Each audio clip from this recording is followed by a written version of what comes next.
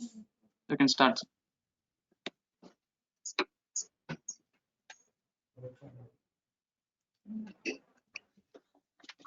A very good evening, everyone. A very good evening to all the fellow members.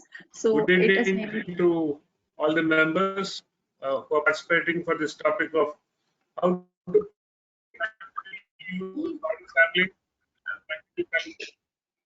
Friends, I'm Naresh Chandra, Secretary of SIRC of ICAI.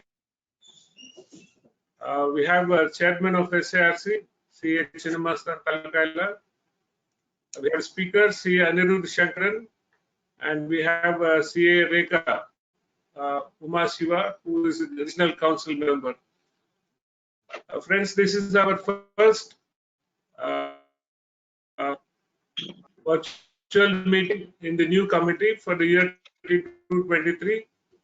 So I welcome the speaker, and I also welcome the chairman of the SIR and CA Rekha for the webinar. And I would request CA Rekha Uma Shiv to introduce the SIRC chairman, CA Chinnamastan Talakaila. Thank you, C.A. Naresh Chandra Gilli, sir. So it is an immense privilege on my part to introduce our new chairman, C.A. Chinnamastan Talakaila. So, a chartered accountant by profession, sir has an academic qualification as a master's degree holder from commerce from the Venkateshwara University. He is a qualified chartered accountant, and moreover, he is also an insolvency professional conferred by the Insolvency and the Bankruptcy Board of India. To say more about our chairman, sir has been serving the institute for quite some time, starting from being a managing committee member with the Hyderabad branch for the year 2016 to 19. He was also re-elected. He was also a treasurer, served as a treasurer for 2012-13 as well as 13-14. Sir has first contested with the regional council, and then he has been also re-elected to the Southern India Regional Council. During the first term, 2016-17, he was the secretary of SIRC for the year 2018-19 and has served as a chairman for the Professional Development Committee as well as a committee for the capacity building for CA firms and SMBs and members of other committee during the year 2017 and 18. He got re-elected to the Regional Council for the term 2016-19 and also for the next two consecutive terms 2019-22 and also 22-25. He has been inducted as a chairman on the 249th Regional Council meeting held yesterday. And it's also my immense privilege on my part and also on the part of Sir Naresh Chandra Gilli to welcome the chairman. Sir, apart from being a chartered accountant and the chairman of the Regional Council, Southern India Regional Council, he is a person who is very passionate to the profession, a very articulate person with immense clarity in expression and also a bundle of new ideas, especially for the youngsters, especially with respect to career counseling and advisory on practical issues for the youngsters. He is also specialized in the field of advisory to the members on mergers of CA firms and networking. He is most popular as a troubleshooter in the professional industry, an immensely profound and liked person by many in the southern region. It is my immense pleasure to welcome you, sir. Welcome, C.A. Chinnamastan Talakaila, sir, to this event. Thank you. Naresh Chandra Gilli, Secretary of SIRC, and the Regional Council members, Rekha US, and the Speaker, C.A. Aniruddh Shankaran, sir, and the members who are present here. Very good evening to one and all. Members, this is the first program after occupying my chairmanship for the SIRC the year 22-23. Members, every chairman have an opportunity to start with a good happiness and good, I can say that it's good energy and positive thinking. But today, with a great sense of sorrow, I am sorry to inform you all about untimely dismiss of one of the Central Council member from the Western region, the CA Sunil Patodia ji, member of Central Council, who is recently elected and inducted as a council member on 12th February 22. I request all of you to observe 2 minutes of silence to pay tribute to departed soul of member. I request all of you for stand. Office, I request the display the member of the photo.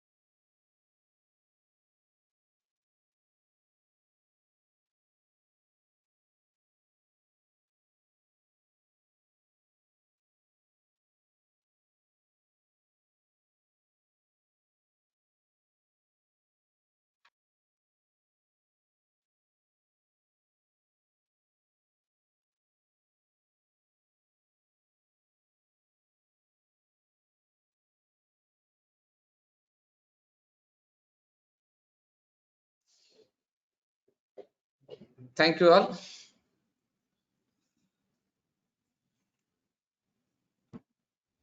My dear friends, once again, good evening.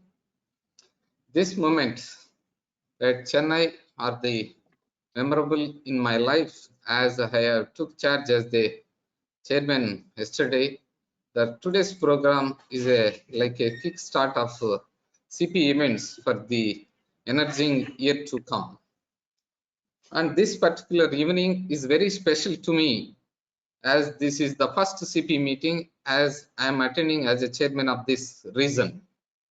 As you are aware, SIRC has got best region in the last year. We will have to work towards getting the best region award in the present year also. I assure you all to have wonderful intellect and learning thought for the year. Many knowledge sharing programs are in thoughts and shall be lined up down in the year. Nowadays, our profession is having many challenges, like many amendments in the statutory laws, changing technology, and I can say having manpower in the offices, short manpower in the offices. It is the high time that we have to get up and overcome the challenges, and being myself at the helm of affairs of the region, assure that our team will take all the necessary steps to address the challenges as effective as possible. I believe even the today's topic is more relevant to address few of the challenges being faced by our professional members. Today, number of the transactions happening in many business enterprises are the countless, and the way the happening are in the numerous. Though we may give the disclaimer due to the volume of transaction, the ultimate responsibility lies on us due to opinion expressed by members. In such an environment, we should learn the technique of choosing the data for sample, how to get the best data which is enable to infer and apply the whole data. I believe CA Aniruddh Shankaran will enlighten our members in choosing the best audit sampling method and the way address the challenges faced by our members. I don't take much time. This is the first program. I once again thank everyone for giving this opportunity to serve to all. Thank you all. Thank you once again. Thank you. Members, it gives me great pleasure in introducing the speaker of this evening, CA Aniruddh Shankaran. CA Aniruddh Shankaran is a partner in a Chennai-based firm. He has close to 25 years of core audit experience across various sectors and has served large listed companies, foreign investments in India, and entrepreneurial companies. He has served as a special invitee to the ICAI Auditing and Assurance Standard Board, Accounting Standard Board, Financial Review, Reporting Review Group, and Research Committee. He has also assisted the ICAI in drafting and authoring various standards, guidance notes, implementation guides, etc. And is also a regular speaker at various forums on matters of professional interest. With this very brief profile, I introduce here Aniruddh Shankaran, and I would request him to address the members on the topic of how to practically use audit sampling and practical challenges. Thank you. Thank you, Chairman, sir. Thank you, Mr. Secretary, sir, and thank you, CA Rekha. Pleasure to be here. And firstly, many congratulations to the new SIRC Regional Council and the members. I wish you the very best in your tenure, and we look forward to continued association with you and the profession. Thank you so much, sir, for that. And thanks for the introduction. Ladies and gentlemen, good evening. Namaskar. Today we'll discuss the topic, which is practically using audit sampling and practical challenges. I don't expect, I think the time now is 5:12. I don't expect that we will take, certainly not 2 hours, but we'll try and make it as comprehensive as possible. If there are questions or comments, please feel free to put them in the, I think there's a chat box for it, and we will address all of them probably on a grouped basis towards the end. In any case, I don't believe we will take the full 2 hours, but we will make it as effective and complete and comprehensive as possible. So last year around this time in February, we did, I did a program, in fact, on the basics of audit sampling for a CPE program of the SIRC. So this is almost an extension of that. So if any of you have attended that program, I'm sure you will find that some of this probably is repetitive, but I think that repetition is required because of the nature of the topic that we are looking at. And we're talking about the topic. Therefore, what are the things we will discuss today? First, just to set the context and give a framework of where we are and all of that, and discuss some key concepts. After which we go to the question of application, which is around the practical usage of audit sampling. There are 2 objectives, if you notice, to today's session. One is the practical use of sampling, and then there are the practical challenges. So first we'll look at practically applying this, and a lot of what I say may not necessarily be on the slides, but that is because obviously the slides are more an indication for what are the concepts. We'll talk about those in greater detail as we go through today. Then we'll talk about practical challenges. And the way I thought we would do it was, I know it's COVID and we are doing this virtually, but I'm sure hopefully we'll all get back to pre-COVID sooner than later. So what I thought was we'll have like case studies, like in a auditorium, classroom environment, and the only thing is, instead of probably getting your valuable responses, either you could put it in the chat, or more importantly, I think it's important if you can consider how this might work in a private context of yours where you are using sampling and how this has impacted or will impact any of your situations. And then we'll kind of wrap it up and bring it all together. So that is the overall plan for today. When it comes to sampling, and the problem with sampling is that, again, just to bring this into where we are today, I have a favorite, I will come to the problem with sampling.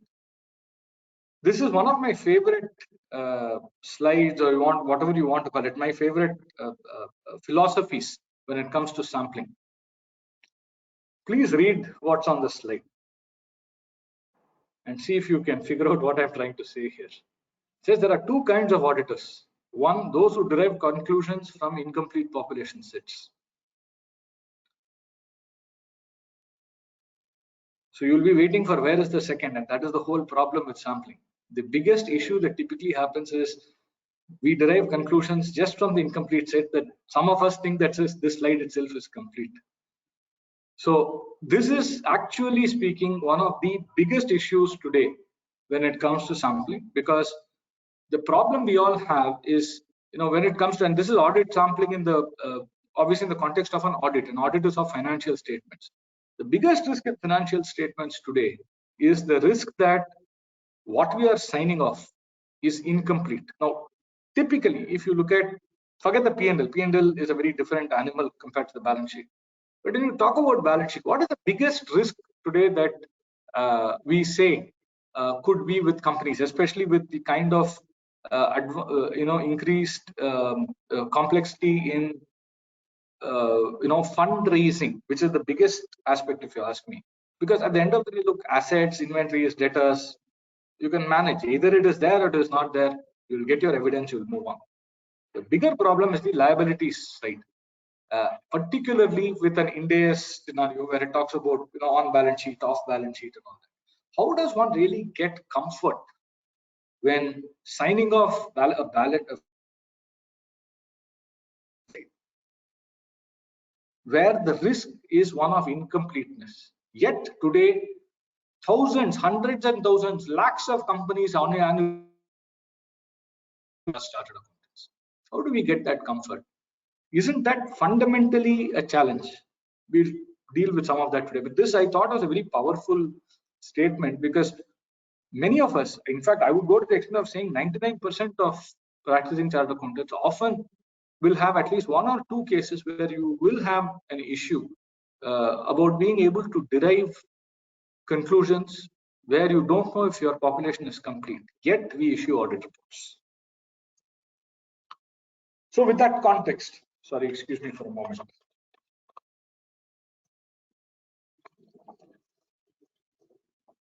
So with that in mind and keeping that context, let's just refresh ourselves on what is sampling, an overview, and what's the relevance of it today.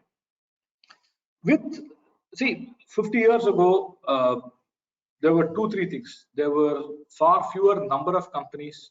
When I say companies, please don't necessarily only think Companies Act. I'm saying any audit client. It could be an individual, it could be a firm, whatever. Right? The number of auditees were far fewer. The number of transactions they entered into were far fewer than they are today. The level of complexity then was lesser. As auditors, I was not even born 50 years ago, but I'm sure there are experienced chartered accountants even in our audience today who have been practicing 30-40 years ago, right? My father is a chartered accountant, my uncle is a chartered accountant, both practicing, and they've been practicing for a long time, right? So I have some context to this, and of course we all know people who have been chartered accountants and try in practice for a long time. Back in the day, I think we all also had a lot more time, a lot more resources. Resources were also not as expensive as they are today. So, when I remember I met once very senior, highly respected chartered accountant.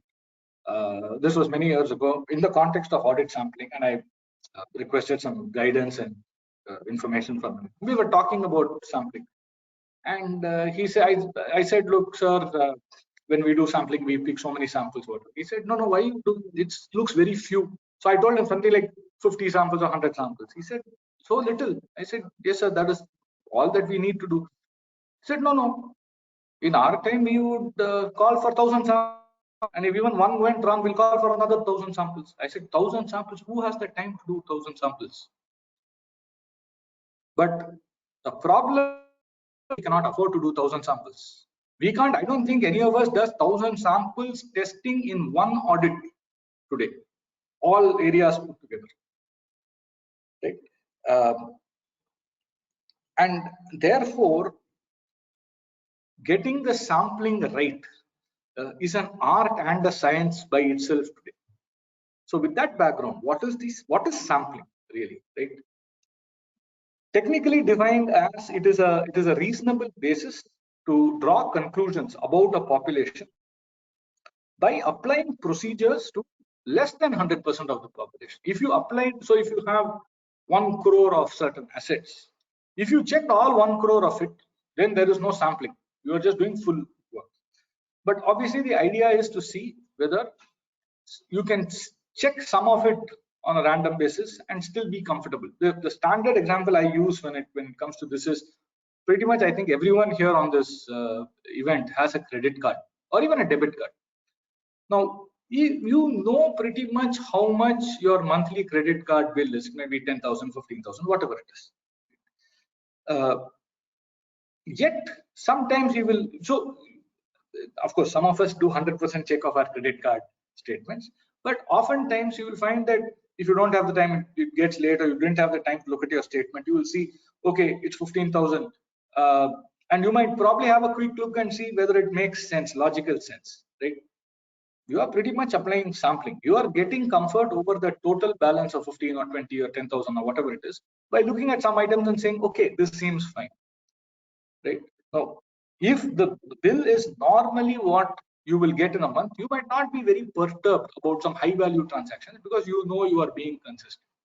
However, you may have a situation where 1 month your bill is 25,000, which is 10,000 more than your normal. What will you do there? You will look at the high value items. You are again doing sampling. You are just doing now monetary separately, and you may want to keep this in mind when we talk about that. That is pretty much sampling. You are getting comfort over that overall bill of 15 or 20 or 25,000 based on checking some. It's the same thing. So again, we are all chartered accountants. We know what is sampling, but I just want to set it out that it is probably something we do even in our daily lives without recognizing or applying ourselves that we are doing sampling, we are doing SA 530, that kind of stuff. The only other thing to keep in mind is, irrespective, unless you test 100%, right? Unless you check 100%, there is always a chance of an error. So even when you do sampling, the most scientific structured basis of sampling, the confidence you will get on the assertion you are trying to test will be between 95 and 98% maximum. And that is why also our audits are intended to give reasonable assurance and not absolute assurance. I spoke about, so that is sampling. I spoke about what auditors used to do back in the day, and today I don't think we have the time, we have the resources, we have the financial bandwidth, right, to do 100% checking. So obviously today sampling plays a very big role. The other thing, and we will talk about this in detail or a little more in detail when we come to the relevant slides, is today there is a lot more data that is available. Please remember, and I'll come to this actually in the relevance section. Let me not deal with it here. We'll come to that. Where do we use sampling scenarios? Obviously, we use it in financial statement audits, but even in financial statement audits, we can use it for various things. We can use it for our audit of the financial statements, amounts, balances, the account balances themselves. If as part of our audit, we are testing controls, we can use sampling to test those controls for the purpose of getting audit comfort on the account balances. In the last 4 or 5 years, internal controls over financial reporting is also applicable, ICFR, and therefore even for testing ICFR, the internal controls, financial controls of financial reporting, we can and we do and we must use sampling because we don't have a choice. We cannot test 100%. Then of course, other than this, there are, other audits, right? Like internal audit. In fact, one place where sample is the base, and I'll bring this to your attention in case you are not already aware. Under auditing standards on auditing, the standard on auditing relating to sampling does not give an indicative sample size for anything. Even if you look at the guidance note on internal financial controls or financial reporting, which I had the privilege and pleasure of being one of the members of the study groups that co-authored it.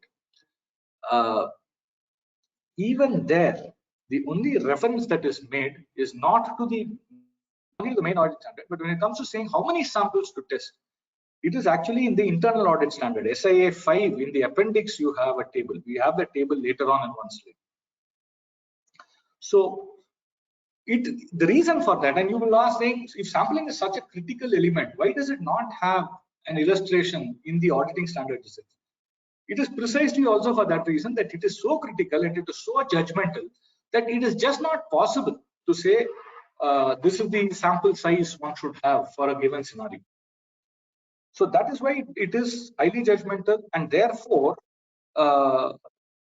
in addition to being judgmental, what that means is, if let us say there's a regulator reviewing the audit, let's say the QRB or the FRRB or an overseas regulator, whoever it is very possible that the approach that the auditor has taken may not find resonance with the reviewer, and they may say, sorry, we don't agree with this approach, and these are the shortcomings, right? And therefore one has to really apply themselves. We have to apply ourselves, and also equally importantly, document our basis, our thought process as to why a certain sample was selected the way it was selected. Okay, so that is as far as I'm sorry, I'm having some technology issue here. Sorry, that is on the overview. And of course, sampling is related to some other standards like the SA 200 overall responsibilities of an audit, SA, I think it's 500, right? Responsibility to design and perform audit procedures, and the 530 sampling implementation. And so that is around sampling. Now, let's talk about relevance of sampling. I did mention that 30, 40, 50 years ago, things were a lot less complex, a lot less voluminous, so it was easier to do, may have been less relevant. Today, I also told you that given the volume of transactions, sampling is probably the only way out. But sampling by itself, right, cannot work. So because there is increasing volume, right? There's a lot more transactions today. And therefore, there's a lot more scope for fraud and error, and the responsibility on the auditor to identify fraud and error, whether it is written or implicit or explicitly written, is also high. There's also, as I mentioned, linkage to internal audit. The regulators also have more ability to scrutinize, review, and comment on the audit approach and audit methodology applied by the auditors. If there's a case tomorrow, the auditor has to be able to support all of this in legal forms. But none of this, all of this would have still been reasons why the sampling becomes relevant today, right? I could have said this 10 years back and got away with it. Today, the biggest problem is the last one. There is so much automation and so much data, what we call big data today. Right? There is so much of it that previously we used to go to audit committees and make presentations around our audit approach, and we'd say, oh, we have tested so many samples, we did not find an error, sample covered so much of the population. And they were quite happy with it. Things were simpler 15, 20 years ago. Today, if you look at what happens, because there is so much of data that is available, audit committees and management and shareholders do not want to know your samples. They want to know everything. But at the same time, you don't have, or we don't as auditors have the time to do 100% work, right? But what comes to our assistance and advantages is also what is causing the problem. Right? The problem is there's too much transactions, but the good thing is there's so much data that we can look at all of this data together by applying techniques, IT related, and this has to be IT driven. The future is going to be IT driven, right? By applying IT to the big data that we get. In my personal view, I think 50% at least of its relevance in the next 5 years. But there is still a very large remaining or residual use of sampling. So it's not going to be auditors and by users of audit reports on sampling is probably diminishing gradually. It will not go below a point, but it will certainly diminish in my personal. So that is where we are in terms of relevance. Now, therefore, there are three big questions that need to be answered, and those are the ones on the right. Given everything, Is your sample size sufficient? Is the sample relevant? And is the sampling itself relevant? These are questions we need to ask ourselves before we proceed.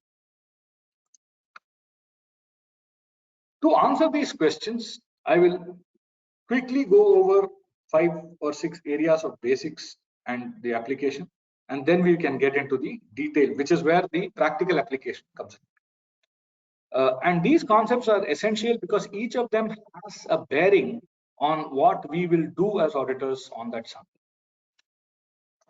Population is the total data set on which you are looking to use apply audit procedures, right? And therefore it's essential that it is complete and it is the appropriate population. Each of these, not each, but most of these have case studies at the end, so you can relate back to some of these things on what will happen if these concepts are not applied properly. What could be the impact of the audit? Second is the concept of sample. A sample is, what is a sample? It is one or more items of the population. I'm not getting into how it is. It is one or more items of population which is said to represent, whose characteristics represent every other item of that population, which means there is an element of homogeneity, right? If you have people, if you have 25 people, each of them aged between 25 and 50 on a different one, they are not homogeneous. You cannot pick one person from that group and say this is a representative person of the entire group, but they are all different. But if you had 25 men or 25 women, right, and you say randomly pick this person, you can always say that this is a representative person of that population group. It is that. So there has to be homogeneity.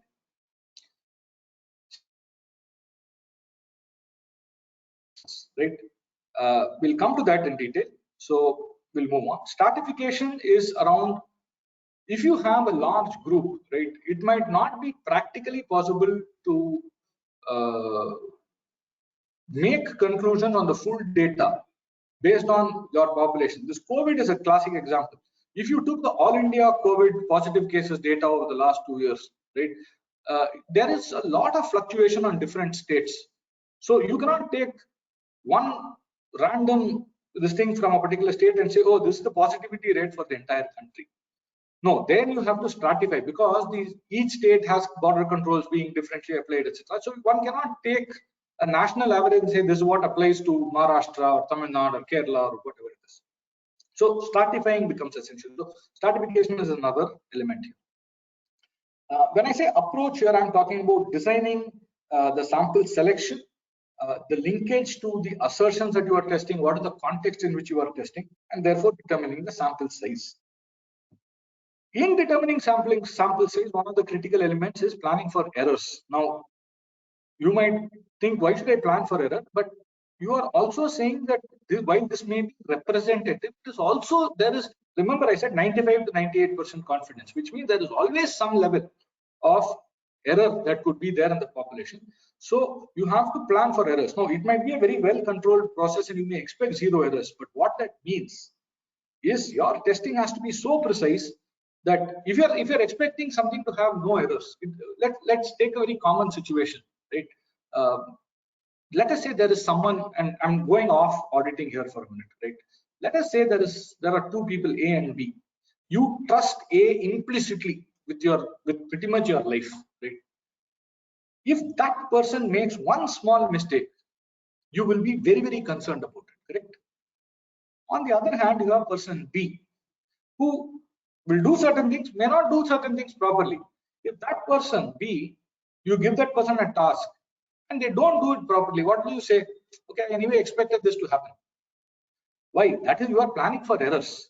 So in the first case, you plan for no errors. So when you have an error, you have a huge problem with that error. In the second case, if you plan for it, you might not have. Same thing applies for audit sampling. The only difference is here, if you find an error, it's a question of how much more you will have to test. Evaluating results, of course, if there are errors and you are, they are not adequately covered, Then do you project errors? As understanding how to evaluate.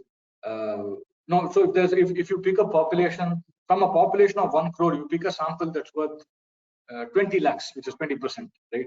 And you find a 5% error in that 20 lakhs. Can you necessarily say that there's a 5% error in the population? You may not, depending on the approach you take. That is where the sampling technique comes in. And I think what is absolutely critical among all of this is understanding the concept of alpha and beta risk. Alpha and beta risk is a very technical way of saying risk of overstatement and risk of understatement in our auditing terminology. Alpha risk is like you have on assets. Company says, my assets are 100, your risk is to see whether it is overstated. It is very easy to check. Your risk of beta risk, the concept of beta risk is the one that is more difficult, the risk of understatement. Whereas the company says, my creditors are 100, how do you know that it is not 1000?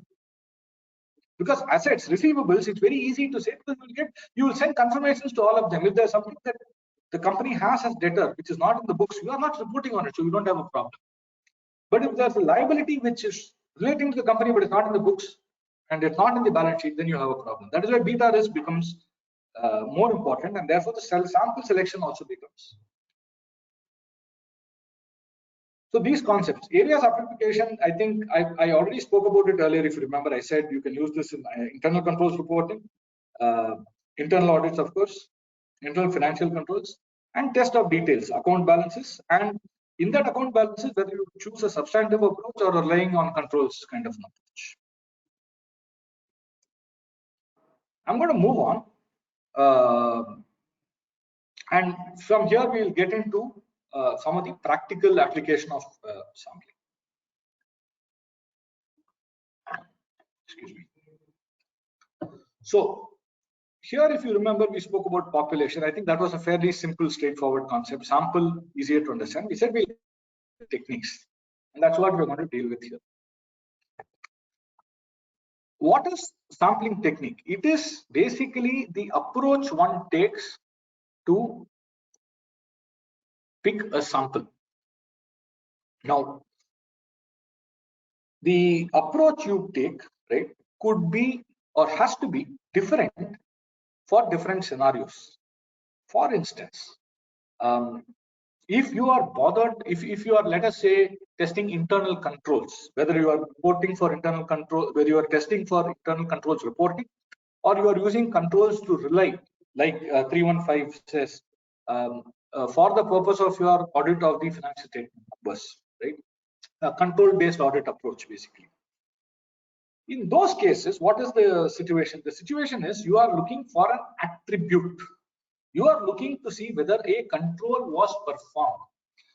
You are not and should not be concerned about the amount that is involved in that particular transaction. It may be a 1 rupee transaction. It may be a 500 crore transaction. Your question is whether the control was performed. So I'll put it differently.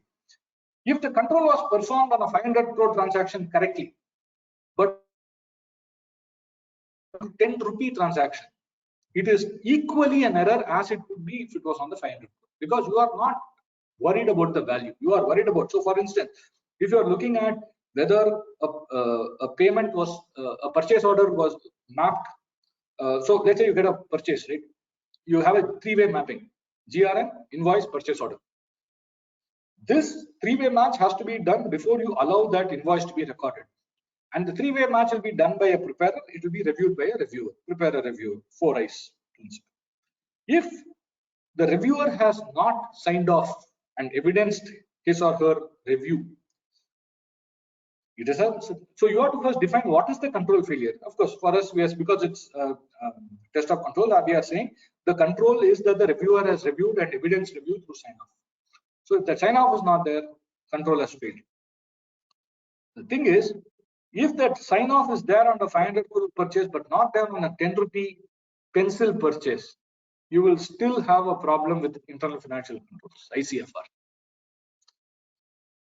Expanding that, if on purchases the company transactions, 500 crores is one in, the 1 crore is made up of 20 invoices and there are multiple errors, you will qualify your internal controls report. 500 crore, because there your problem is that it is the attribute of approval that you are testing for. So the method becomes critical. We'll expand on that in a bit. So coming back to sampling technique, right?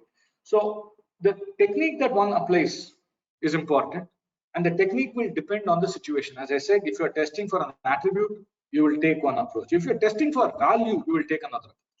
And in that, those are the two basic kind of approaches one could take. When you are testing or looking based on value,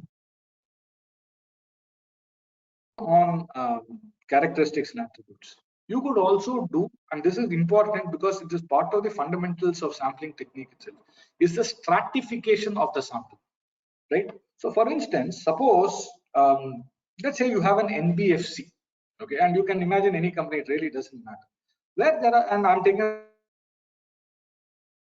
types of loans. So there is let's say a vehicle loan, there is housing loan, there is gold loan, etc. Vehicle loans is 70%, housing loans is 25% of the portfolio, gold is 4%, and whatever it's right. Now when you are selecting sample, and because each of these go through very different risk assessment processes, right? It may not be practical for you to pick a sample based on the entire loan book. So then it becomes essential to split it, to stratify it into 3 buckets and say, because my vehicle loan is 75%, and remember the risk in vehicle loans is rapid loss of underlying collateral value. With housing loan, that is not so much of a challenge. So the level of control that are applied could be very different, right? And gold, depending on the market, could go up and down. So it's very fluctuating. And therefore, it is important to make sure. I'm just taking this one example. You could also have a case where, let's say, a company has multiple types of products, and each of them has a different character. Now, for the sales testing, it might not be different, but when you test the receivables, it could be different, because the customers who buy obviously will be in different markets, and therefore your ability to collect or recover your accounts receivable could differ. I'm just taking this as one example, that the stratification is something that needs to be done in order to more effectively use sampling. The other aspect is, in any population, there will be some items which are, I use the commonly used term as key items, which are basically individually large, that irrespective, you will have to test them. So it is equally important to make sure you test those separately. So typically, when you look at an account balance, what you would do, right, in the auditing standard on sampling, a lot of auditors, what they will do, and correctly so, is you should take either the performance materiality, or typically they will take a percentage of it based on the combined risk assessment.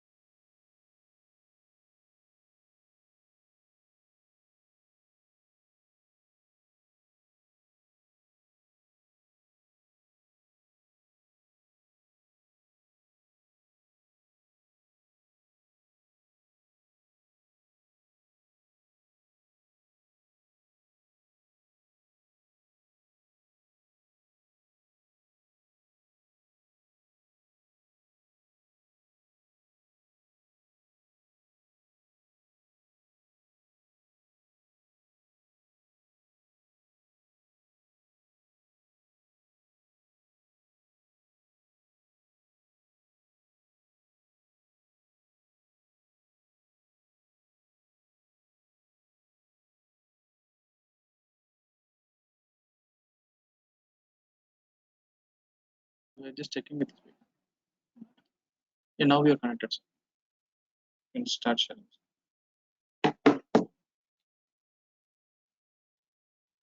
Yeah, Sorry, now am you're I visible. audible? Sir. Okay. Yeah, you're audible, sir. You can start sharing a screen again. The third Yes, button. perfect. Screen is visible?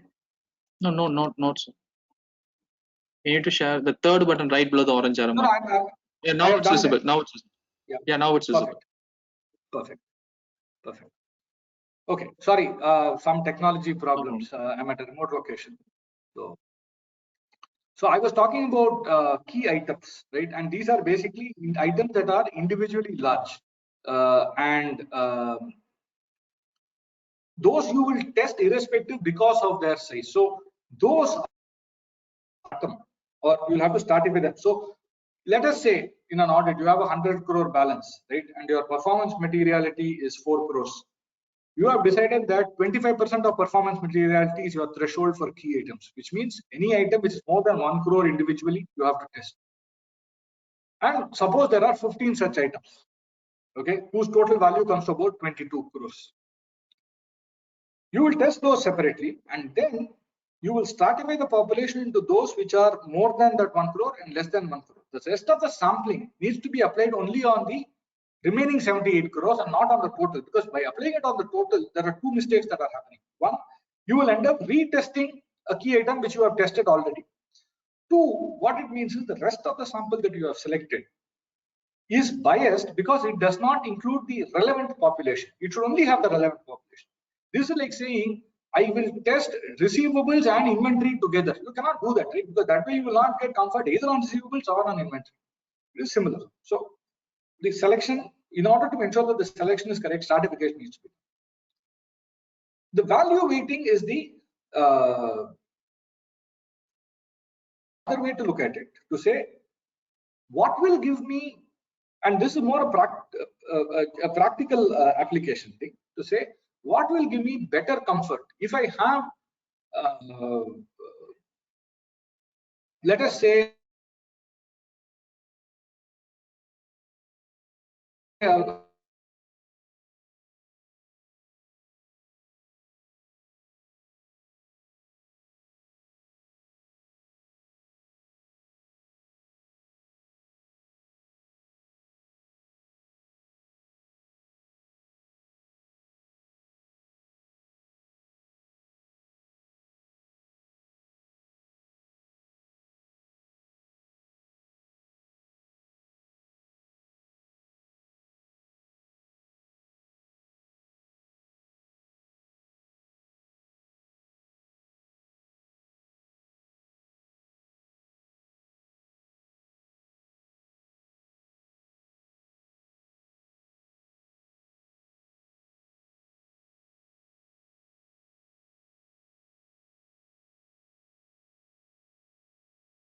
one way of looking at it is to say my receivables are made up of my individual debtors, right? So I will send confirmations to debtors, etc.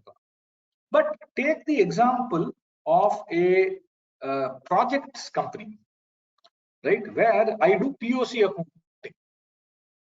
The accounting that I do for revenue and debtors may not be mirrored by my customer's accounting, who will do his own accounting approach, right? So in those cases, if you send out a receivables confirmation, because you have recognized revenue, you may not have billed, but you have recognized revenue. The other person, if you're not billed, he's not going to call you, record you as a creditor. So you will always have differences. So in that case, what is he? Instead of looking at it at a party level, it may be better for you to look at it at an invoice level and say, my receivable is made up of not parties but individual invoices, and that is what I will do send for testing. Because then what happens is, even if there's a difference, it becomes easier to reconcile. Okay, so I wanted to point out these two important elements, which is the stratification and the value weighting, in order to, because these depend on the characteristics of the population. Then we'll come to the other side, which is the method of sample selection, which, as I mentioned earlier, will depend on the objective of sampling.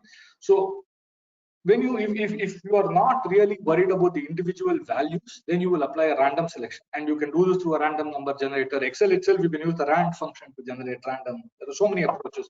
Larger firms typically, or firms that have a more set methodology and an approach, tend to have a proper process to do random selection, or indeed any sample selection, right? Typically, random selection is also useful where you don't expect too many errors, and where in that for that population that you are testing, the population is generally homogeneous, and any item of that population will represent every other item. True homogeneous population where random selection can be useful. That's why I said when you're testing attributes where the value doesn't matter.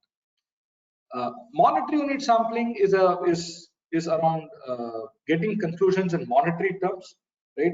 So high value transactions, etc. But there are certain situations, for instance, if there are unutilized credits, right? Or if you have credit balances in debit accounts, MUS may not really work. But other than that, monetary unit sampling is something that can work. Block selection is where you pick blocks from a data set. I don't think anyone uses it these days. Same thing with systematic selection. Systematic selection is where you pick every 10th, every 20th, something like that. Suppose you want 100 samples out of a population of 10,000, right? You will start with the second, and you will suppose you want 50 samples from a population of 10,000. You will, let's say, start with a random number, say the 12th item, and then select 12th every 50th. So 12th, 62nd, 112th, 162nd, every 50th item, things like that. So, and haphazard sampling, unfortunately, a lot of us, what we think is random sampling is actually haphazard sampling, where it's also called judgmental sampling. You pick something. It may not be a bad idea in some cases where judgment and qualitative criteria are important, but it's not always useful. I'll give you an example. Suppose you have a file with a lot of vouchers in it, or invoices, whatever you want to call it, something that you want to test, and you find that some of those vouchers or those documents, the corner has been turned, and have a book, and there is one page you particularly go to, it will be bent, it will be turned a little bit. It may be a very good idea to pick that, because some of those invoices, some of those documents more than the others. There could be a reason, right? And therefore, doing that kind of a haphazard selection may not be a bad idea at all, but it cannot be the approach in every case, is what I'm trying to say.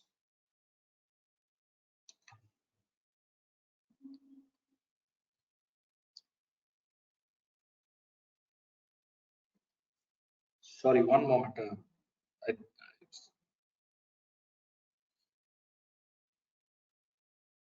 Okay. Okay, coming back to again the practical application. Now, earlier I spoke about the sampling technique, the method of sampling. Now we'll talk about when applying this for your test of controls and test of details. Broadly speaking, and we spoke about the previous elements, right? But broadly speaking, we're talking about two types of sampling methods. There's judgmental and statistical. And the biggest difference is with judgmental, you cannot project errors. Not that you can do it with every statistical situation, but with statistical sampling, there is a structure to it, and this is based on audit risk tables. So for some of these approaches, you can actually say that there is a structure, and therefore I can project errors. With judgmental, you can never do that. Suppose you have decided, okay, I don't like the color of this invoice, so I will test it. You cannot say that just because there's an error there, that error rate applies to everything, right? It's as simple as that. So that is the fundamental difference. Other than that, you can pretty much apply anything. But typically, judgmental sampling is, while sampling involves judgment, judgmental sampling is not the same thing. Judgmental sampling is where you pick samples based on your judgment rather than based on a scientific structure or a statistical structure. The judgmental sampling could be applied in qualitative or quantitative assessment scenarios. It's entirely professional judgment. So it can be random. anything that you do with judgmental sampling will be haphazard. Okay, even if it is systematic, it is haphazard, because you are saying I will select every 50th invoice starting with 14.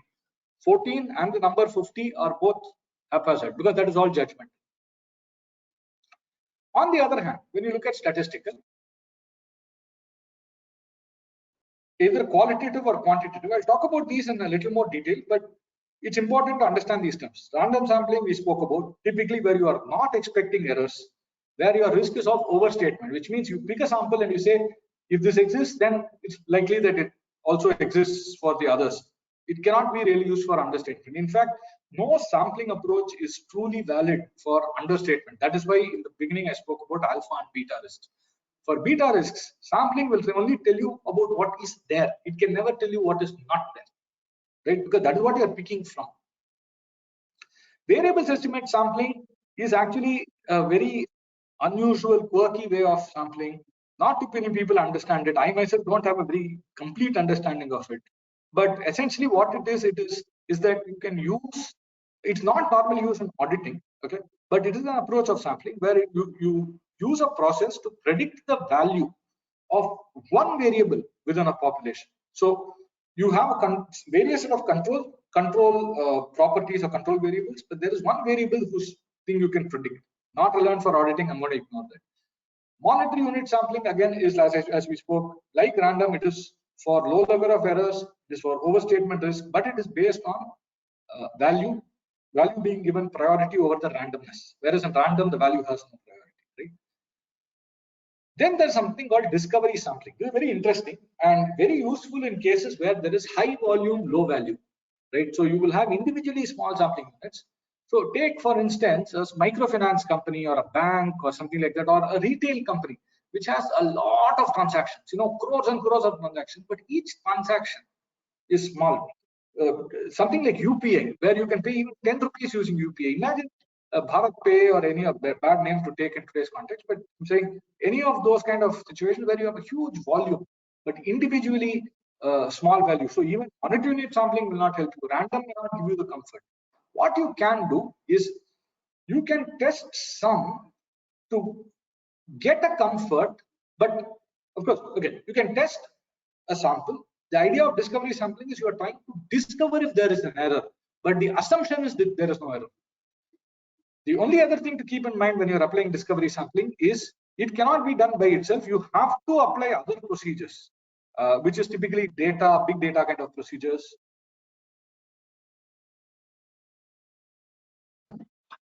Depending on various scenarios, and I cannot talk about judgmental sampling, so we're talking about these statistical techniques. And if you look at it, variable estimation sampling is only really used in the one case where you might have, let me if I get a point, where you are expecting the value of a variable. Otherwise, typically not used. You would use random MUS or discovery. I will share this presentation later on, so I don't need to get into this too much in detail because we've spoken about these concepts. But fundamental point being the random, so we'll ignore VES. Random MUS typically used when we know our population is complete, we expect very few errors, we want to get comfort either on a property or they are homogeneous, so it's fine, then you use random, or on value, in which case we use MUS. And our primary concern is to detect,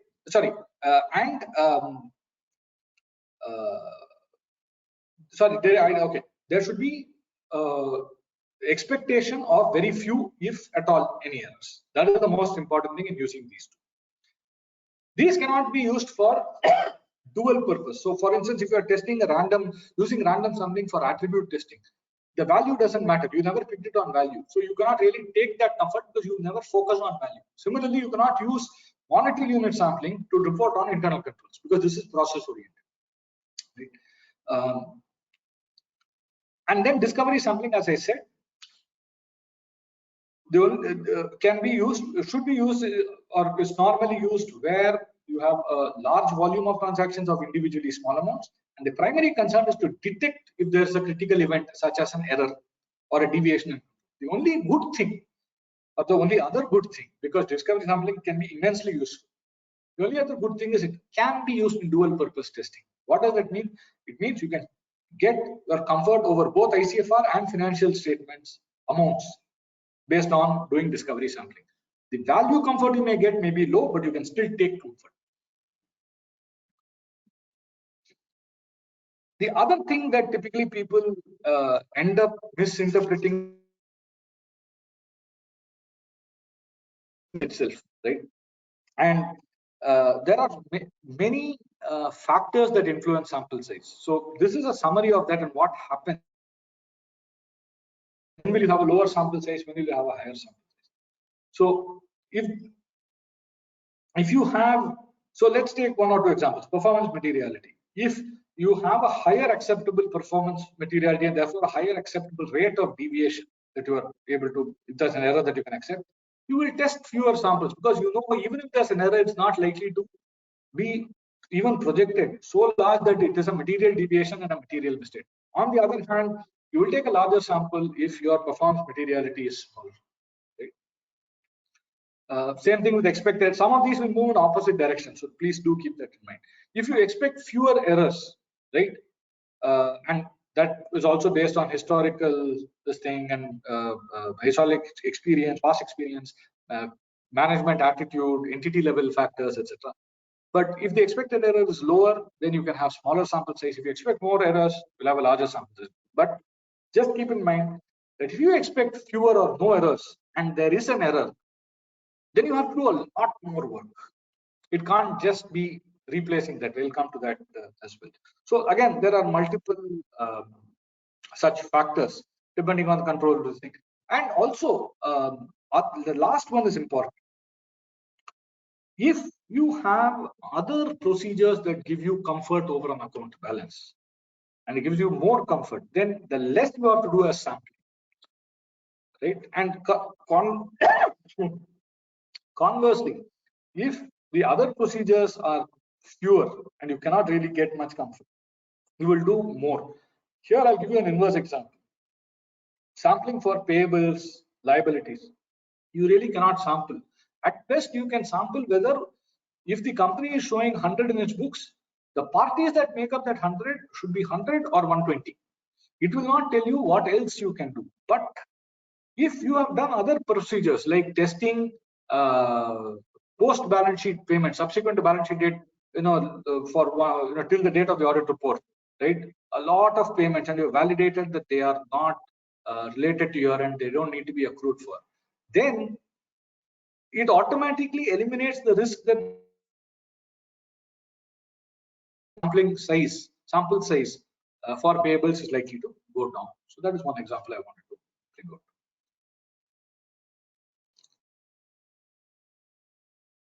Controls, the number of items in the population really does not matter. The only time it matters is what matters rather is how many times the control is applied in a year. I'll show you an example and what the SIA 5 says on that.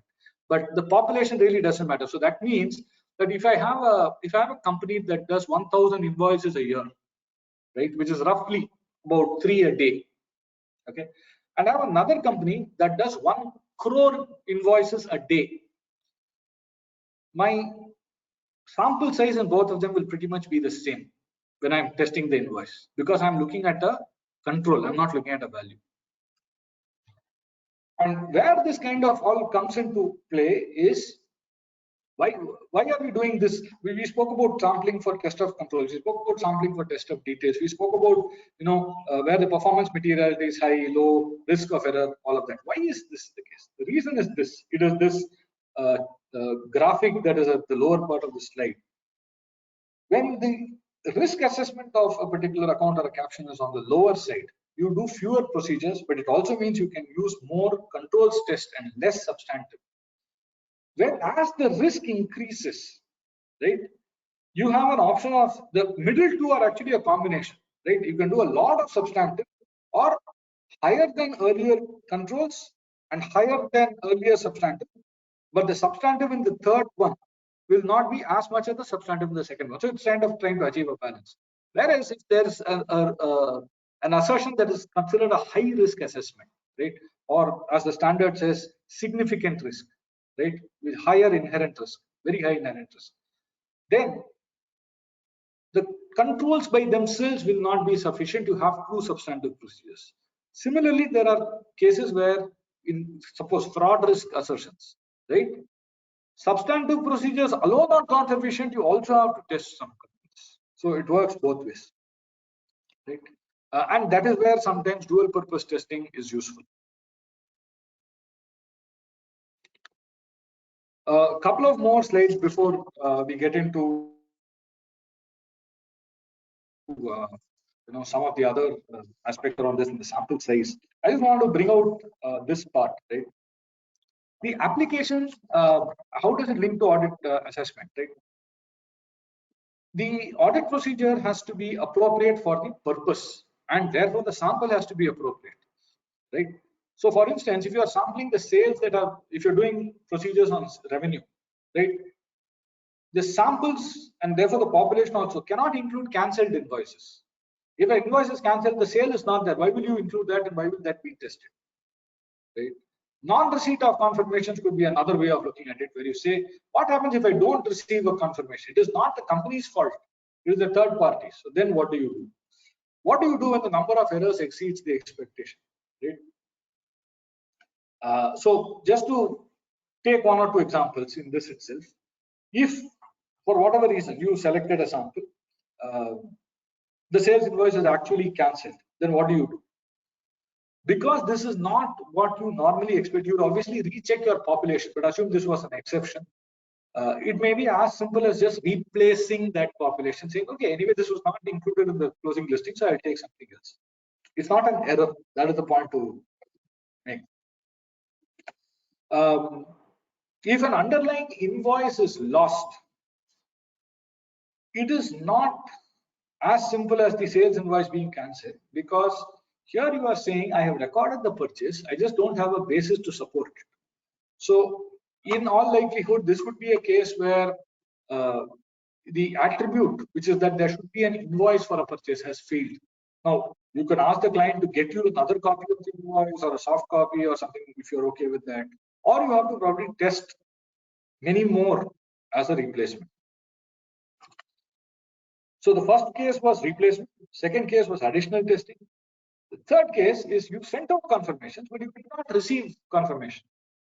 Now here it is not the company's fault. They may have recorded correctly. Is that you did not get a response to your audit confirmation. So here what do? You don't replace, you don't do more testing, you do other procedures, which is typically in the case of trade receivables, you will look at whether it has been subsequently collected. If the collection has come, you don't really need the confirmation.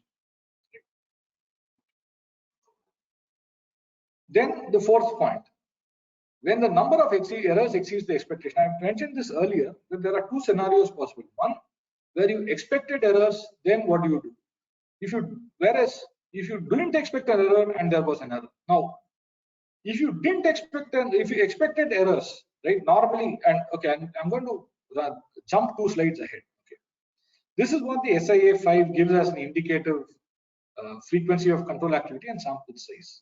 Just if it's a manual control multiple times a day being executed. If the risk is low, I will test 25. If the risk is high, I will test 40 samples. That's all, irrespective of the number of units in the population. Remember, I mentioned I have 1,000 transactions, or 1,000 sample size will pretty much be in this region. This is statistical, so there's no reason for this to be doubted. Now, low risk of failure means you're expecting low errors. So what I'm trying to say is, if you are expecting no errors, you would only select 25 samples. If you're expecting one error, let's say, you would typically test 40, because one error, right, means that you are no longer at that 98% or 95% confidence. It drops. That is why you go to 40. So if you have one error in 40, you are still okay. But if you have one error in 25, the 25 increase, you cannot make it 40. Because 40 was when you expected that there will be an error. This is the case where I told you, you have two people and you trust one implicitly. If that one person who you trust and therefore you don't check that person too much, if there's an error there, You will now go back and check everything that they've done. So the 25 will probably have become maybe 60 or 80 or something like that. That is what I was trying to say when the number of errors exceeds the expectation. Right. Of course, the rest of the stuff on the slide is fairly commonsensical, so I'm not going to spend too much time on that. Misstatement, of course, we know what to do if there is a misstatement or an inability to apply the design procedures. We understand why. Okay. Fundamental point is the misstatement representative of the population or not? And that is a judgment that as auditors we have to make. And that's why the use of professional judgment becomes essential in exceptional cases. And as I mentioned earlier, when we were looking at the types of sampling, projecting misstatement is not always practical, is not possible.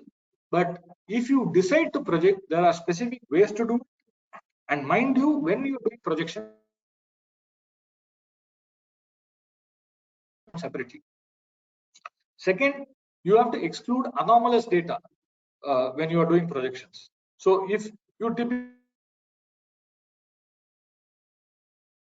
and you have separately tested high value items, you cannot apply this on the high value items because that is not represented. Of course, the overall procedures have to be linked. The sampling approach has to be linked to the assessment itself, right? And sorry. Sir, this is Selva. I just only muted that one since it was going on and off your voice due to internet connectivity, it seems. That is. Is it okay now? Now it's okay. Sometime okay. It is going on and off due to bandwidth. That's okay, no problem. Just let me know. Can I continue? Please, please. Okay. So finally, the auditor, in terms of the approach that you're doing, has to evaluate the results of the sample and and this is the absolute essential, which is have a reason tested. Okay. If there are exceptions, those need to be investigated, and obviously, auditor has to see if the further audit procedures has to be changed. I'll come to this before we move to some of the more interesting things around case study and all of that. Right. This is the SIA 5 guidance, which says, depending on the frequency of the control activity. Okay, and remind you, this applies only for controls. This cannot be applied for substantive procedures. There, it's a significant level of judgment. Although a lot of auditors tend to apply this as long as it's homogeneous, in which case I think the logic is acceptable. So if it's a control that's exercised one time a year, annual control, irrespective, you will test it only once. You can't test it more.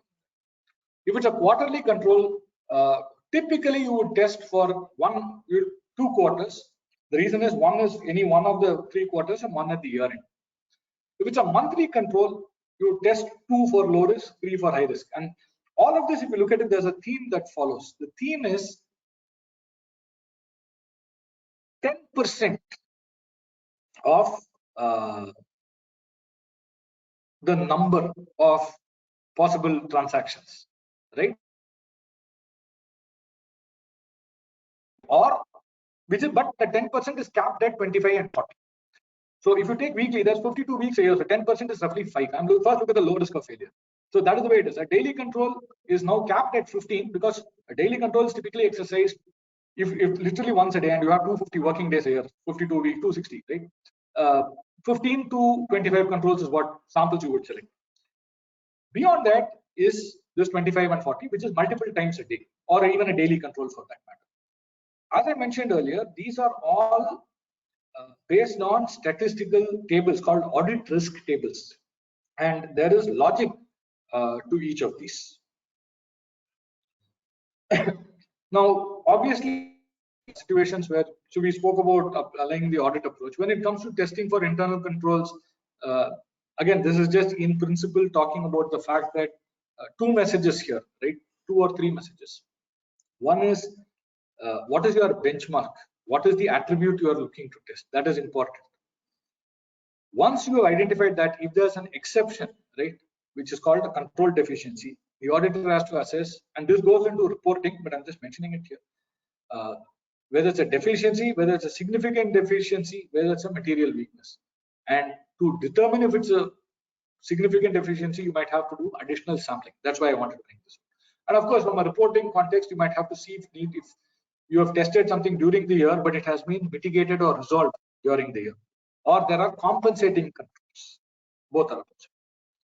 Similarly, with test of details, here you are equally worried about qualitative and quantitative aspects. So here again, two things to keep in mind: the reasonableness of the homogeneity of the population, and what do you do when there are errors. So basically conclude, do you project misstatements, do you do additional work? Firstly, you have to assess the reason for the error. So again, judgment be applied. This is probably a simpler flow chart, if you want to call it that. On if there's a misstatement, how do you kind of take it through? But fundamentally, we've discussed all of this so far in the last 1.5 hours. Is it representative to the common to the population? Is it not representative? Is it representative, or is it an anomaly? And depending on that, what you do, whether you do additional procedures, whether whether you will then project a misstatement and say, no, because of this, the whole population likely to be misstated. All of that follow this. Again, this will be part of the slide deck that you get. I'm not going to show this 2 slides because we will talk about this now in the case studies. I've got about 5 or 6 case studies, won't take too much time. I'll leave. So the way it works is I have a case study. So what you see here is that the black text is the background. The red text is the question. Now, in a auditorium environment, we would have asked the question, we would have probably taken some of your responses. So because we can't do that now, I'm asking you to consider what you would do. So first one, large auto component manufacturer, 2 streams of revenue, engine manufacturing and supply of spares, right? Sales registered by engine has 50 line items, huge value. Spares, lots of line items, individually small value. You perform test of details, or you have been asked to perform. Okay. You decide that you will take high value samples, okay, which will give you enough coverage. And because they are high value, they all come from the engine sales. Is this acceptable? I'm going to give half a minute and then we'll go to the answer on this. Just think through this, because logically it makes sense that if there are 50 items and each of them is 50 lakhs and more, you should be okay with it, right? Now, what I won't call it a problem, but the approach that's being adopted here by taking high value samples along means that the focus is on coverage. It is not on attribute. If that is your intent, this may be acceptable. But if because the population is not homogeneous, you selecting high value items will not be representative. Okay. I mentioned this very briefly earlier. In any case, however you are stratifying a sample, whether it's based on value or other attribute, there will always be some element or some part of the population left which is not subject to audit procedure. That cannot be the case. What as auditors we are required to do, and every regulator asks for this, audit methodology says you have to do this, is the auditing standards, right? It says you have to get comfort that on what you are not testing, there is no material mistake. That is what is most important.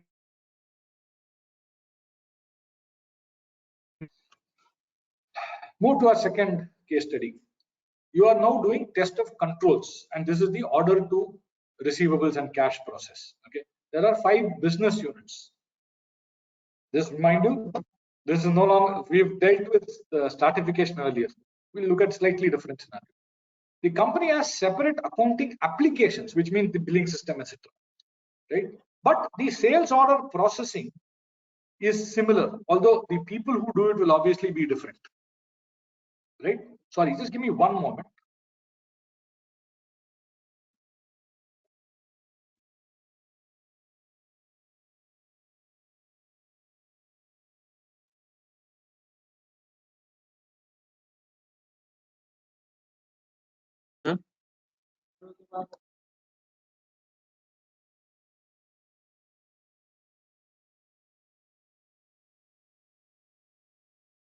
My apologies for that. I had an emergency family situation. So company has separate accounting applications, and however the process is similar. Although the people obviously who do it are different, the control owners, the IT applications. Because the process is homogeneous, right? You decide to take all of the sales data together, club it all, and perform a combined test for sampling, for test of controls. Is this correct? Because, and your logic obviously is that the control for sales order processing and sales invoicing is similar in substance across all of the business units. Again, I'm going to give 1 minute and then we'll.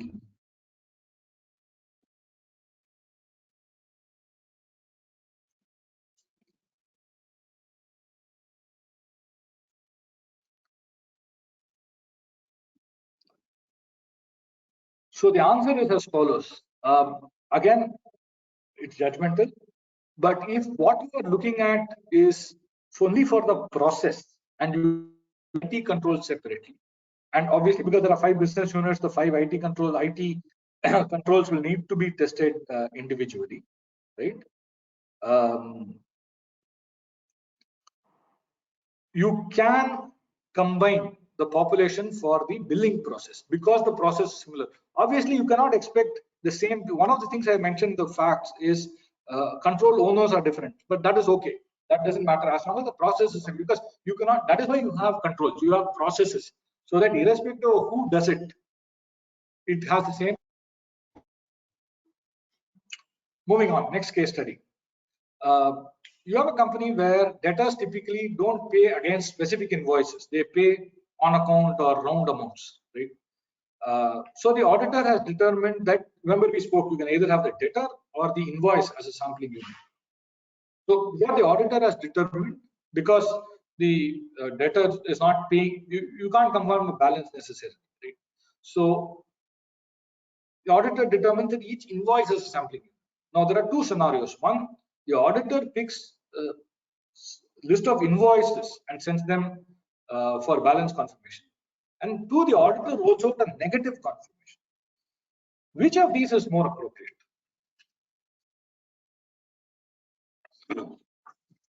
In your view? Again, this is something we can debate, but it's a very interesting problem. And that's the reason I thought I'd discuss this.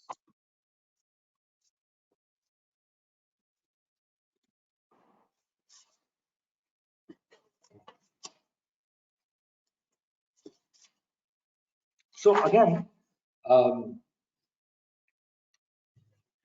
because the receipts are not on an invoice level, right? The first one we said was the auditor picks a statistically accurate sample of invoices, but because the customer is not paying invoices, the customer cannot confirm which invoices are open. So that sampling approach is not necessarily right. 2, if the auditor chooses a negative confirmation. What's a negative confirmation? If you don't agree with this balance, please respond to us. If you agree, you don't have to respond. Otherwise, if you don't respond, we will consider that you agree. Okay. You can take that approach of negative confirmation only when the risk of material misstatement is assessed as low, and there's a large number of small homogeneous and a low error rate is expected. Do you see some similarity of all of these with something we looked at earlier, which is basically discovery sampling? Discovery sampling is nothing but a negative confirmation. There's an error. The negative confirmation is so discovery sampling, what you use for, remember I mentioned so dual, it's the only one which allows you to dual purpose testing. Negative confirmation is the dual purpose aspect of discovery sampling as it relates to substantive balances. So the first one is certainly not acceptable. The second one has to be in very, very specific circumstances. So this was a question of a sampling unit. What is the real sampling unit that one needs to take? So that was the reason the first one was on certification, which you realize. Second, combine this thing. This one's on sampling unit. The next one is a slightly interesting one, the more interesting one. The auditor of a company has tested the year-end bank reconciliation for the reconciling items. So you've looked at, what are the checks received, not paid, all of that, and you propose to use this as evidence to for the internal financial controls reporting, ICAI. Is that acceptable? Is that appropriate?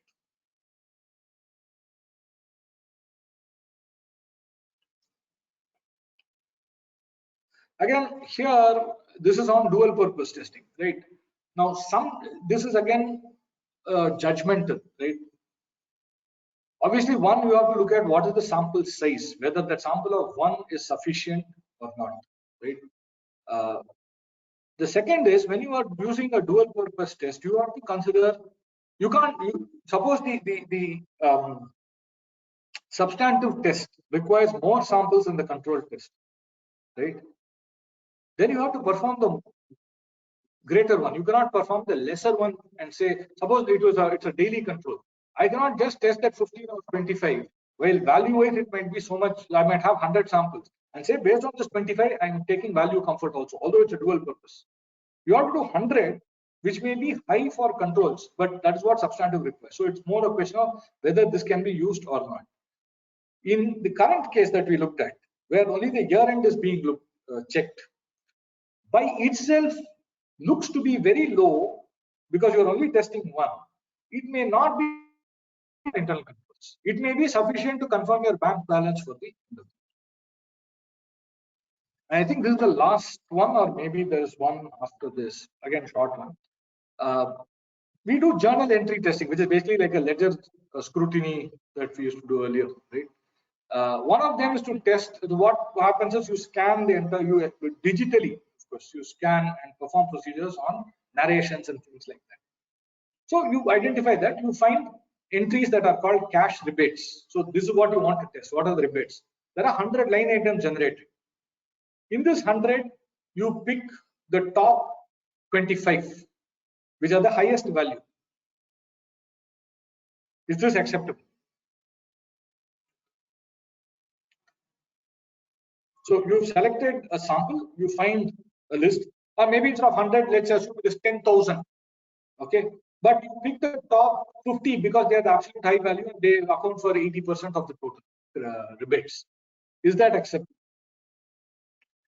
So this is a question on sampling criteria, right?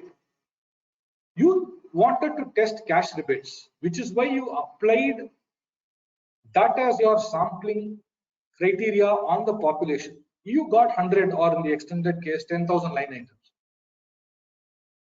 That is your sample. You cannot now further sample out of that and say, I will only look at top so much. You have to necessarily test all that 100 or all the 10,000. Regulators specifically have a problem here. So the other way to look at it is to say, can I refine my, so some of the, obviously testing 10,000 may not be practical. So then it may sound very, very, very inane and very simple, but it is extremely critical from a regulator perspective. So what can be done in such cases is you modify or update your sample criteria to say, I want to test cash rebates that are more than so much value.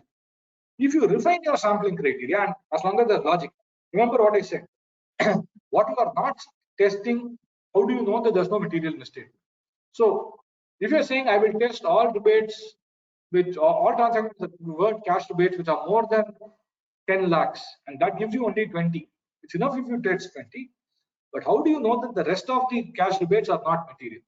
They or don't have a risk. So then you might say that the total of cash rebates that are not more than 10 lakhs is coming to 1 crore. My performance materiality itself is 10 crores. So this is not going to result in a material error. That may be acceptable. Okay, looks like we have one final case study. Company X's trade receivable balances, there are debit balances, there are some credit balances, debtor parties with advances, right?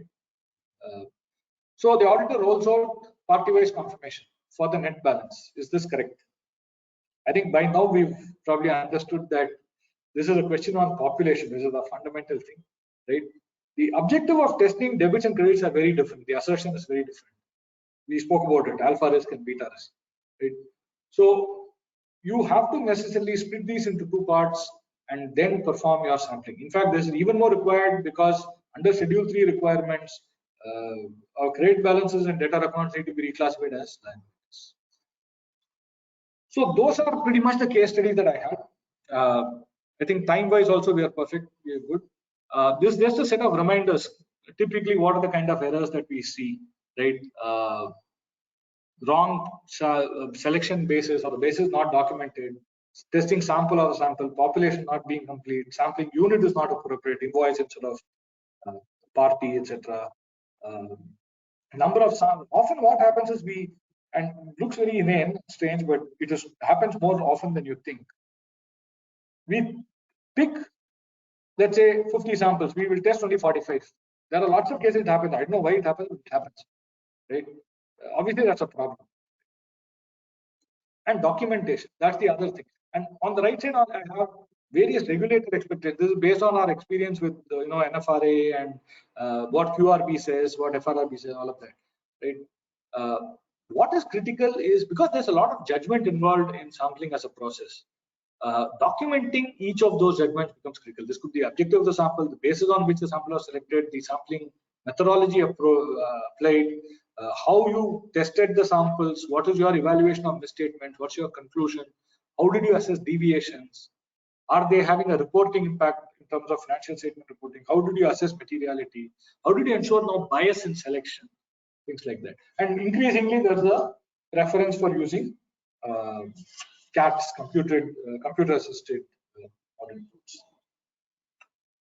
So that I wanted to kind of summarize and bring together were a set of, as I said, first part was the practical application and then the set of challenges. And this slide really is a summary of all of those challenges. If you work back and look at some of the case studies we looked at, challenges are around population, it's around right sample approach that needs to be taken, the sample size itself, how do you assess misstatements, how do you assess deviations, if there's an error, what do you do?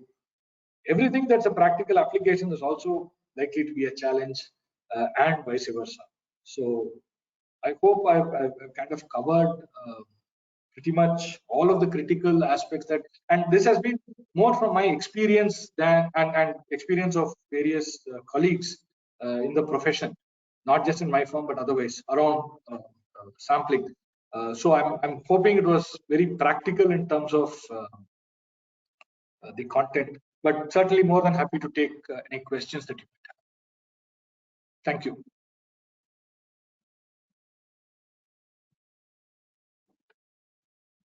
Thank you, sir. I'll just check for questions if any, sir. Many requested for the presentation material to be shared with me. But yes, sir. The presentation, I had made some changes, so I was supposed to give it at the start of this session. No problem. But I will send it at the end of the session. Yes, sir. We'll take it up and share it with the participants. And 1 minute, so let me just check for questions if any. If not, we'll wait. No problem, sir.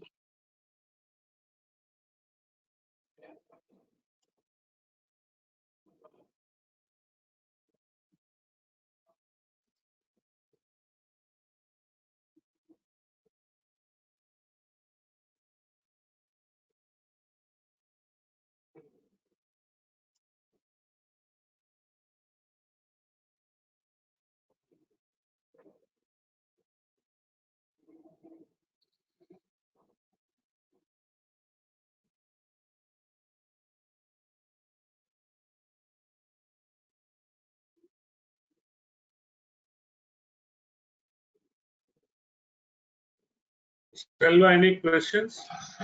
No, sir. There are requests for PPT materials, and Sir has already said that he'll be sharing the same. We'll just check if there is any, sir. Okay. There is one question for can we have the checklist for sample? I just share my screen. So this one. Is my screen visible, sir? Yes, visible, sir. So we'll just yeah. So about yeah, I'm not sure if there's a specific checklist. There is a guide on sampling, but let me see if I can. So I don't know what you mean by a checklist, because there are multiple elements.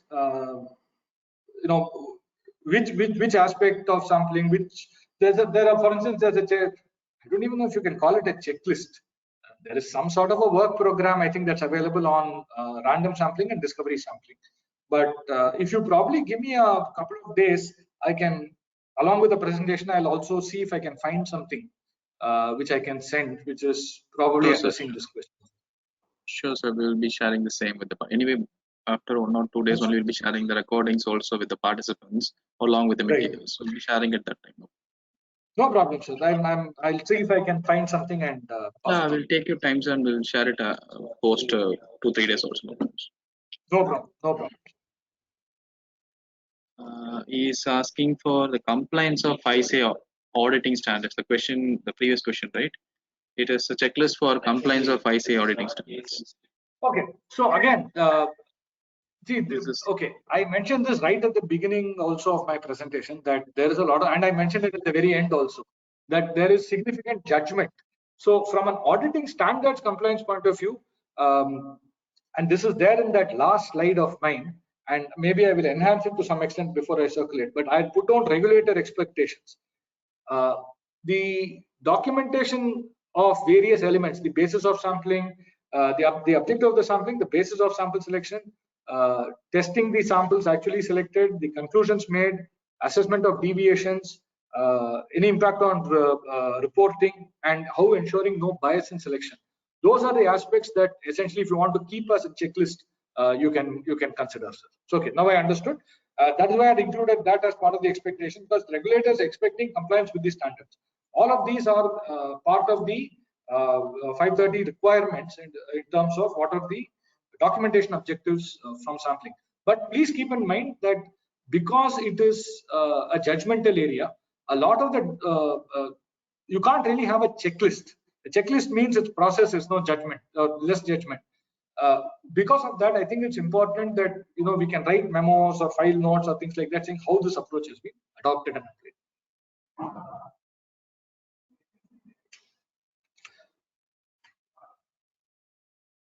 Okay, I'm looking at the second question. I'm doing presently an internal audit of a listed company, doing monetary unit sampling for purchase orders and work orders, and doing random sampling for IFC. Any better suggestions? Sir, so on the random sampling for IFC, I think that is perfectly fine. I don't see an issue because obviously you are looking at transactions. As long as the transactions are homogeneous and are under the same process, that part of it is, I think, fine. Since you are asking if there are suggestions for doing the audit better, I would only look at the first one, the audit, the sampling for PO, purchase orders and work orders. Monetary unit sampling, effectively, if you are doing value-based sampling, I would strongly, rather, I would recommend or suggest that you also do a controls-based approach, because then you get a better sense of whether the process is right, and hopefully they have strong processes. In which case, then as a top-up to that, you can do monetary value sampling. Of course, you will have to agree this approach with the company's board and management. But assuming they're okay with it, because that will certainly give you better comfort, in my view, rather than just monetary sampling. Okay, then the third question is on whether for vouching we are using block sampling, whether the same is okay. See, there's nothing wrong with block sampling. And block sampling, where you can use it for vouching, you can use it for testing controls, you can use it for testing attributes. None of that is a problem. The only question, and what a regulator may ask tomorrow, is how is this addressing your audit risk, right? Because your risk can come from anywhere in the population. How do you know that this block is representative? For instance, if you could do block sampling in the case of, let's say, something like year-end cutoff testing, where the most relevant thing for revenue is that cutoff period of that last 1 week or 10 days before year-end. Their block sampling may be worth it, but otherwise, recommended because there is no statistical basis to say that gives you representative. I hope that clarifies. The fourth question is why. Sorry, sir. Sorry, sir. So your voice got broken, sir, and the last 10 seconds. So No, okay. So I was just saying that for while block sampling is not wrong, it will be harder to justify how by picking these blocks we are also eliminating the risk of misstatement in those areas where we are not picking. So a random sample will be, absolutely random. You can pick from anywhere. The block means, again, you're getting into judgment. Why block? Why only that period? All of that. If there are specific reasons to support it, then it's acceptable. Otherwise, I would think, if I was a regulator, I put it that way. If I am a regulator, I would say that there is not really much logic and substance to using block sampling, but it's not wrong. Okay. So then, while carrying out a routine audit, there was some indication of need of a forensic nature of audits. Can the auditor use some of the forensic audit techniques on the sample to justify his approach? So, okay, I think we are conflating two things here. Now, a forensic audit is a very, very different animal. Okay. And if during a routine audit you believe that there was a nature of forensic procedures required to be performed, you have to do it. Now, is it correct to do it on these samples itself? In a way, it's also an interesting question. It would depend to a large extent on what is the risk that you are perceiving for which you believe a forensic audit is required. Now, if the risk you are saying is that there is siphoning of money, etc., then how do you know that it is only on this sample? It could be on other transactions also, right? So you are not wrong in doing more procedures on these samples, including forensic procedures. Those forensic procedures, but these samples alone may not be sufficient for the forensic audit. That is what I'm trying to say.